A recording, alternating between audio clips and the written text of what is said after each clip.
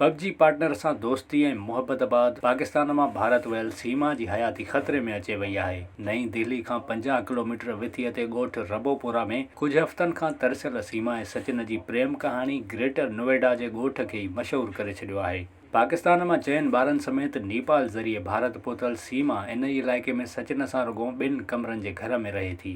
गैर कानूनी तौर ते भारत में दाख़िल थियल सीमा रिंद भारत वञण खां वठी वायरल आहे। सचिन जे घर बि मीडिया जा हुजूम लॻा पिया आहिनि ऐं सॼो ॾींहुं इंटरव्यूज़ हली रहिया आहिनि, जॾहिं त केतिरा ई माण्हू रुॻो सीमा ऐं सचिन खे ॾिसण लाइ अची रहिया आहिनि। पर पुलिस हाणे अलर्ट जारी करे छॾियो आहे। उत्तर प्रदेश जे सीनियर पुलिस ऑफिसर सीमा ते इम्कानी हमले जो ख़दशो ॾेखारियो आहे।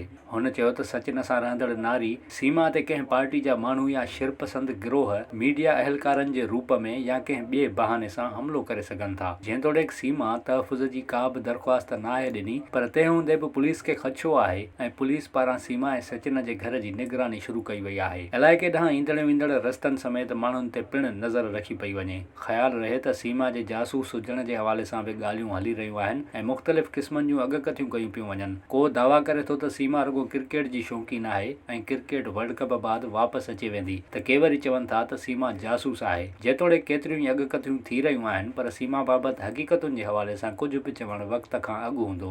ॿिए पासे सीमा जे गैर कानूनी तौर ते भारत अचण वारे मामले जी ॿीहर जांच शुरू कई वई आहे। पुलिस हिकु भेरो ॿीहर सीमा ऐं सचिन जे मामले ते पुछा ॻाछा करे रही आहे। हिन सां गॾोगॾु पुलिस सरहद तां हथ आयल मोबाइल फ़ोन वग़ैरह जी जांच रिपोर्ट जो बि इंतज़ारु करे पई। विज़िट कयो अवामी आवाज़ मीडिया ग्रुप जी वेबसाइट awamiawaz.pk